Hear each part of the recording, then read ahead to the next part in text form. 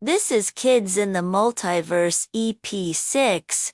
The kids tumble out of the portal and smack right into a bush. They tumble out of the bush and onto a path.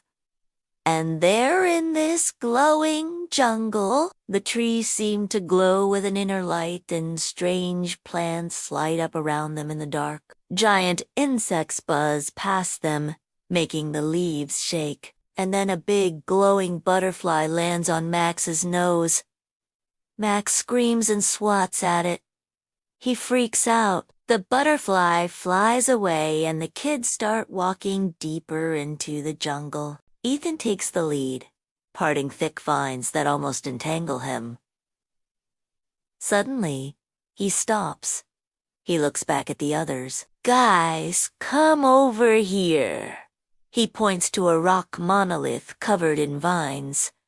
But what catches their eye is a glowing vine cutter. It almost looks like a pair of scissors. Sophie sketches it.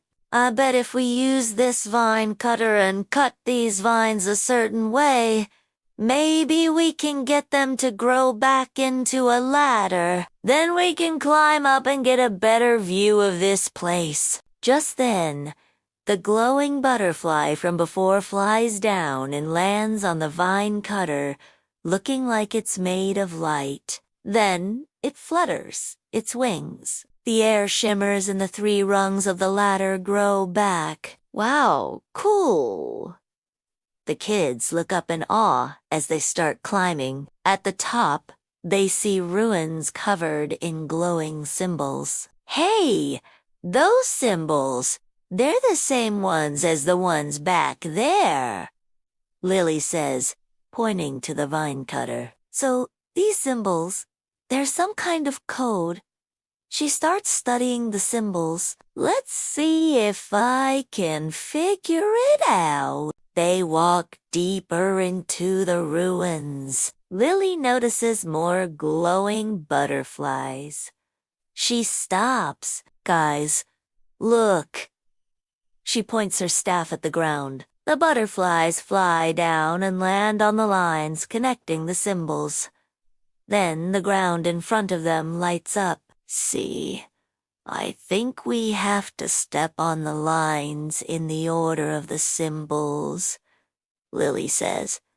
They do just that. The ground rumbles, but nothing happens.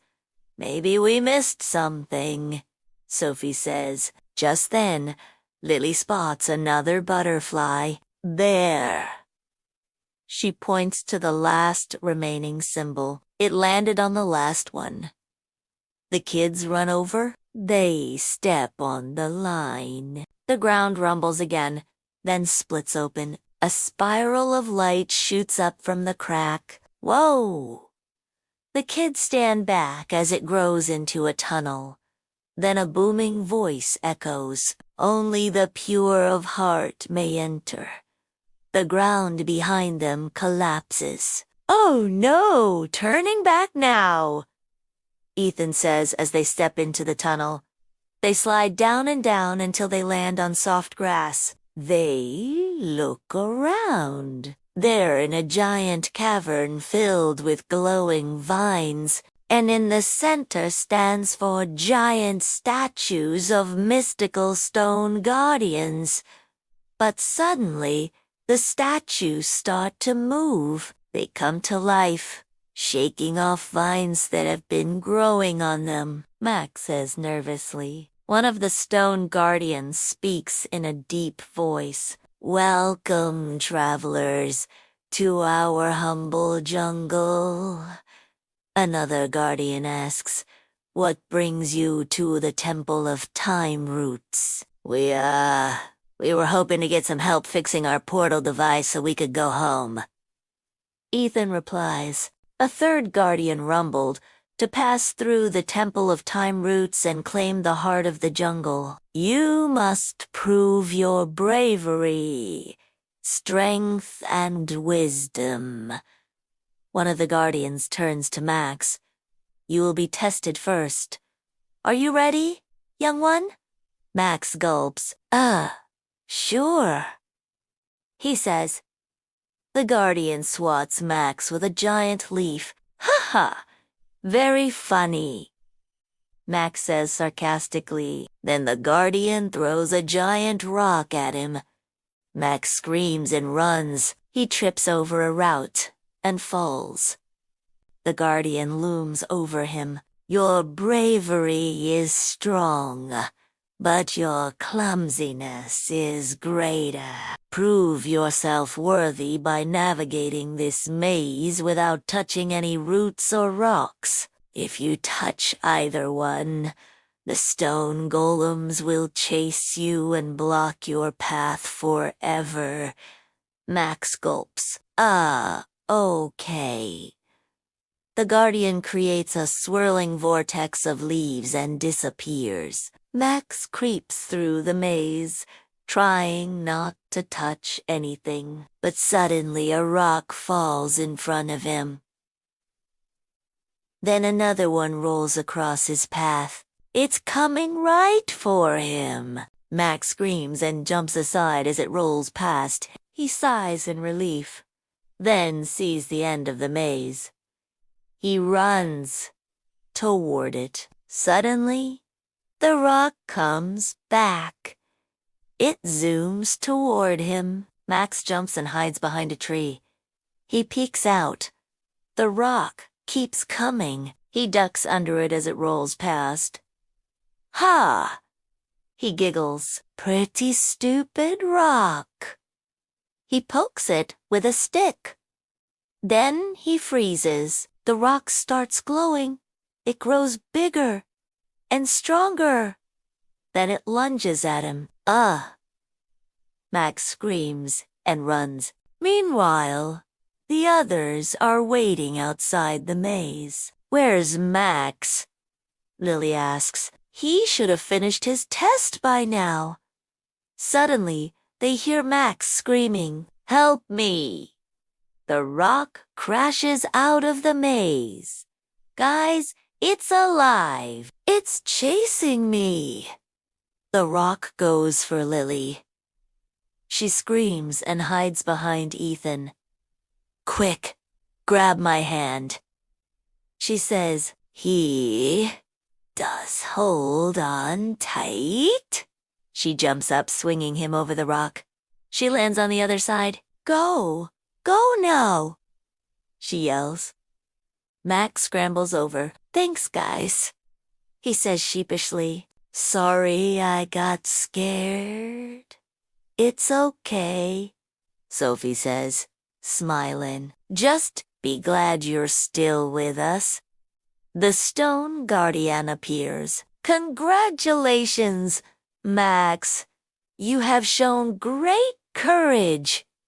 He hands Max a jungle spear. Here, take this. It will be useful on your journey. Next, the Guardian approaches Sophie. Your turn, little artist. Sophie gulps. Okay, she says. The Guardian produces a huge leaf. Guard this leaf with your life. Do not let it fall to the ground. With a flick of his wrist, he sends the leaf flying. It spins rapidly through the air. Don't worry, Sophie says confidently. She pulls out her sketch pad and pencils. She sketches a shield with a sun on it. Then she holds up her sketch. Got it? The leaf bounces off the shield. Nice try, the Guardian says. But to really protect yourself, you must draw a shield that can withstand my attack. With a flick of his wrist, he sends a barrage of rocks at her. Sophie screams and draws a sturdier shield. The rocks bounce off and shatter. That's a pretty good shield you got there, little artist.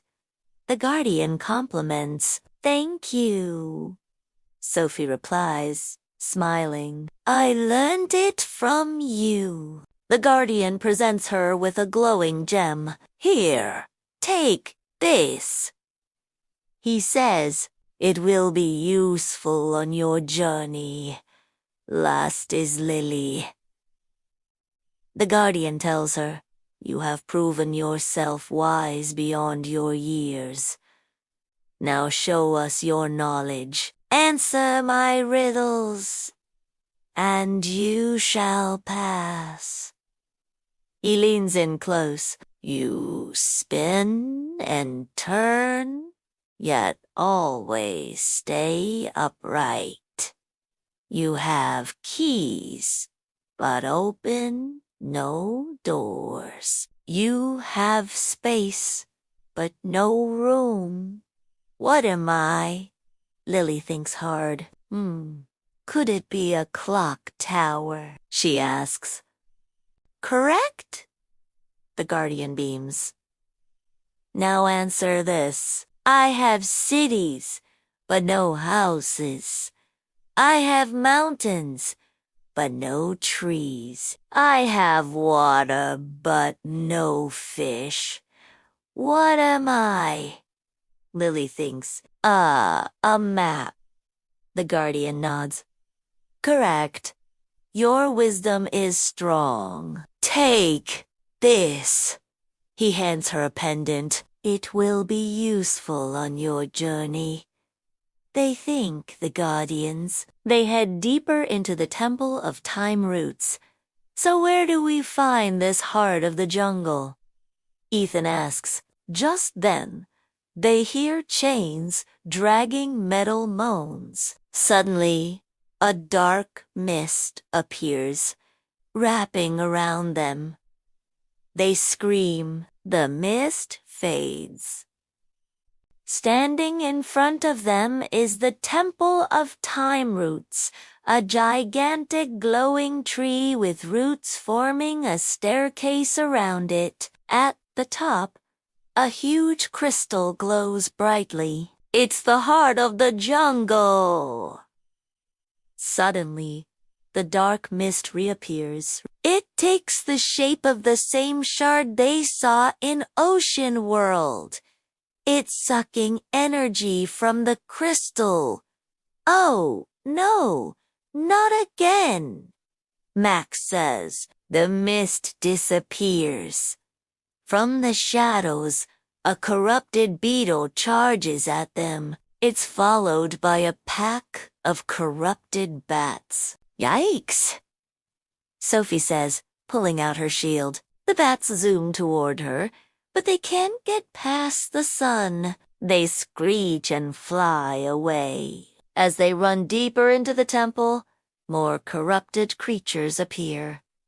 Ethan fights them off with his spear. Guys, we have to stop that mist from draining the crystal, Lily says, holding up her pendant. I think these symbols might be able to help.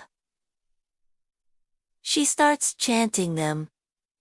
The mist shudders. I'm weakening the connection to the shard, but we don't have much time. They reach the top of the roots. Look out, Max says, pointing to a corrupted gorilla. It charges at them, but Max tricks it.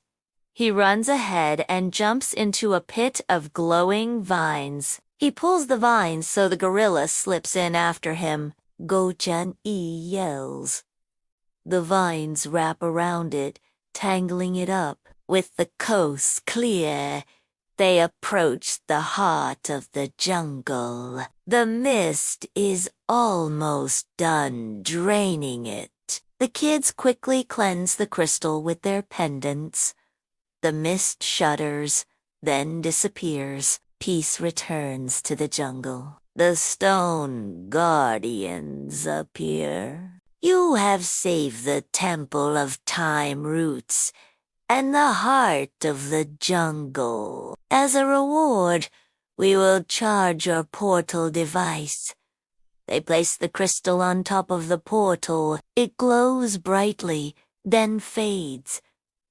The portal activates, creating a swirling vortex. Thanks, guys. We couldn't have done it without you, Max said. They hug the guardians goodbye. Then they jump into the portal. It shuts off, leaving the Guardians in the swirling vortex. The ground shakes. The ruins crumble. The portal device shoots up into the air. The kids are sucked inside. They tumble out and find themselves standing in front of a gigantic glowing doorway in the sky. The kids stare in awe at the beautiful view of all the universes swirling around them. They know this must be the place where all the universes connect. They smile at each other. Their adventure continues in the next episode. Thanks for watching. Hit the like button if you enjoyed. Be sure to subscribe so you don't miss out on any new adventures.